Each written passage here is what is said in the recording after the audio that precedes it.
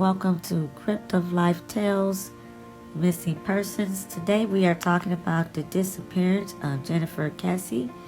Now, Jennifer Kesse is an Orlando woman who has been missing since January 24th of 2006. She was considered abducted, but many investigators are just boggled by her disappearance. There's been several searches for her in the area surrounding her condominium residence and has currently no avail. Shortly after Jennifer vanished, her car that people believed that she was in was uncovered in front of her apartment complex a little more than a mile from her home. There's been no hard evidence that's come to fruition. Neither fingerprints lifted, DNA taken, cell phone location pinged, or otherwise. Now, there was footage from a local security camera that did, however, record an unidentified person in the act of parking Jennifer's car and walking away.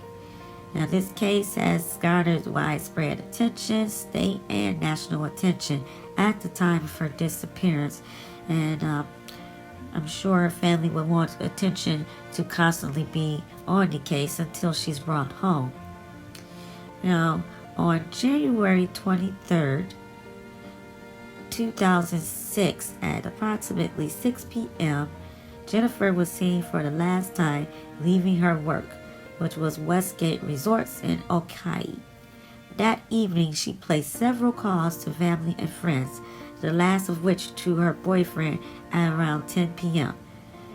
Jennifer would routinely call or text her boyfriend on her morning drive to work to chat and wish him a good day. Now, on the morning of January 24th, however, she never called or texted.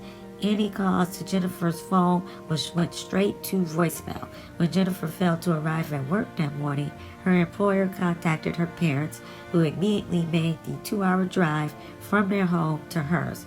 Her parents noticed that her car was missing, but upon entering her condo, they saw nothing that looked out of the ordinary. Now, evidence at her residence, including a wet towel and clothes laid out, indicated that Jennifer was at home the morning of January 24th and had showered and prepared to dress for work. Now, friends and family began passing out flyers of her that evening, and the Orlando Police Department began organizing search parties to scout the surrounding area on foot, horseback, boat, and helicopter, as well as ATV. Now, these are kind of steps of her known steps that were taken during the following days due to her after her disappearance, on the day of her disappearance and after. Now, Monday, January 23rd of 2006, 6 p.m., Jennifer was known to get off work and arrive at her home for the first time since having left it for vacation.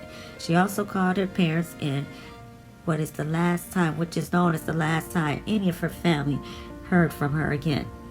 10 p.m., Jennifer and her boyfriend talk over the phone a while and then say their goodnights. He is the last known person to speak with her before she vanishes. Tuesday, the next day, January 24th, 7:30 a.m. to 8 a.m., investigators believed initially that Jennifer's abduction took place when she was walking from her front door to her car to leave. They now believe that she left and was abducted at some point along the way to work. 8 a.m. to 9 a.m. Her boyfriend, who normally would have heard from Jennifer by then, rings her himself on his way to work, but his call goes directly to voicemail. He chalks it up to meeting she must be in, seeing as she has recently told him about having an imminent meeting. His next attempt to get a hold of her after the conference proves as futile as the last. He carries on with his work day, that is, until Jennifer's parents call with disconcerting news that she has failed to show up for her shift. 11 a.m., Jennifer should be a no-call, no-show for her work, let alone the important meeting she had, raises alarm bells with her co-workers. Management contacts her parents. Both concur that something is wrong. Calls to her continue to go straight to voicemail, suggesting that her phone would be more than likely powered down. Her parents immediately commenced to drive from their Tampa home to that of their daughters in Orlando. On the way, they call, to no avail, the manager of her condominium to breach her front door with a spare key. The manager then indicates that everything inside appears to be normal, but that Jennifer's car has vanished from the lot outside just as surely as she has. 12 p.m., surveillance footage shows at the apartment complex located 1.2 miles from Jennifer's home shows an unidentified person both parking Jennifer's car and striding away on foot. However, the car and tape are not actually discovered until 2 days after the former goes missing and the later is recorded. 3 p.m. to 3:15 p.m., her parents arrive. Shortly by her brother, they find that Jennifer had been there that morning and prepared to go to work by all appearances. They noticed some of her work clothes on her bed and a wet towel, not to mention her pajamas on the bathroom floor, as well as her hairdryer and makeup products left around the bathroom sink. Her parents notify authorities. However, it's common in cases where the missing is a legal adult that police initially hold that she may have left on her own volition, such as to get some breathing space, especially if she had a fight with her boyfriend. 5 p.m. to 7 p.m., family and friends distribute flyers showing Jennifer's picture to the locals and saturate the area with the flyers. The police start to take her disappearance seriously and send a detective to her home. Police begin their interrogations as well as searches for her and her car. Now, Thursday, January 26, 2006, 8:10 a.m., upon seeing Jennifer's car on the news, a tenant of a nearby complex informs the police that a car of that description had sat abandoned in front of the apartment complex they live for several days. Police arrive and confirm that it is in fact Jennifer's 2004 Chevy Malibu. The vehicle is then photographed and hauled to the crime lab for forensic investigation. Police confiscate local surveillance footage from which they discovered the unidentified person seen parking her car and walking away.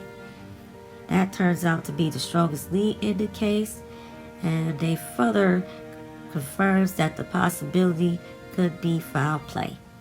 Now, with no sign of forced entry nor of any struggle, investigators theorized that on the morning of January 24th, Jennifer left her condo for work, locked the front door, and was abducted at some point as she was walking to her car.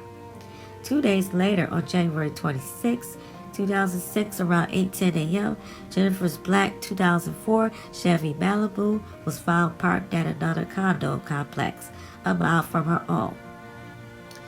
Now, investigators initially was excited to see that there were several hidden cameras at the complex that showed the unidentified person dropping off the vehicle and walking on foot.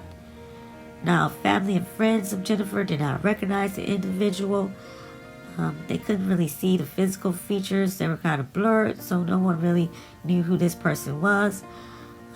So the FBI was called in to help determine the person's size and gender, but the FBI could only say that the person stood anywhere from 5'3" to 5'5".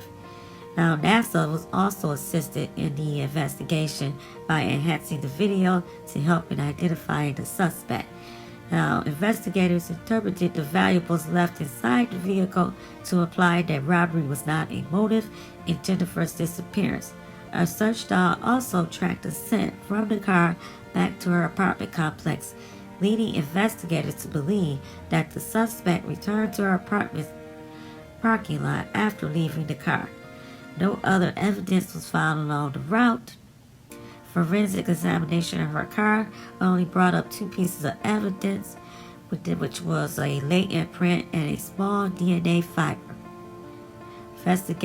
Investigators say that the car had been wiped down. The items which are known to be missing are her cell phone, her iPod, and her keys, her purse, her briefcase, and the outfit she was wearing. Investigators were also unable to ping her cell phone because the power was off, and her banking account card has not been used since her disappearance.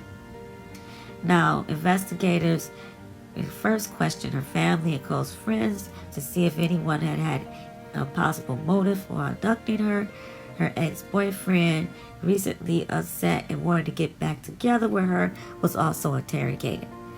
Investigators ultimately concluded that he had nothing to do with her abduction. Her current boyfriend at the time was also questioned, but his alibi checked out and eliminated him as a suspect too. Now, at the time of her abduction, Jennifer's condominium complex was also undergoing major expansion and construction, and many of the laborers employed were undocumented immigrants who dwelt in the complex. Now, Jennifer had told her family on several occasions that the workers would continually harass her and catcall her. Investigators tried to interrogate many of them, but it proved to be difficult and no other leads were discovered. Investigators then turned to her place of employment and began questioning her co-workers. Her computer was also taken for forensic investigation. It was learned that one of the co-workers in management wanted to pursue a relationship with her, to which she declined as she was against workplace relationships. Also, investigators interviewed this person multiple times, only to conclude that he was not a suspect in the case. Now, investigators and Jennifer's friends and family remain open to the theory that she fell victim to human trafficking, but consider this scenario rather less than likely. In May 2007, her company offered a $1 million reward with a July 4, 2007 deadline for information leading to Jennifer's whereabouts, with the stipulation that she had to be alive. It was never claimed. A $5,000 reward for information leading to the whereabouts of her remains were available through Central Florida Crime Line.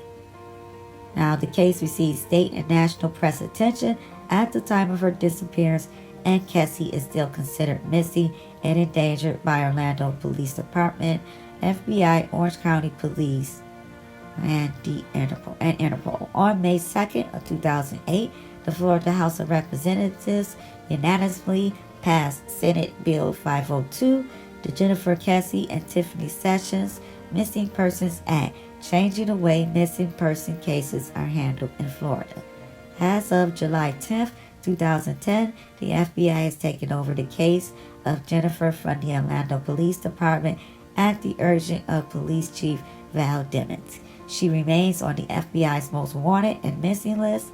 The latest search for her took place in February 2014, and investigators continue to receive leads to this day.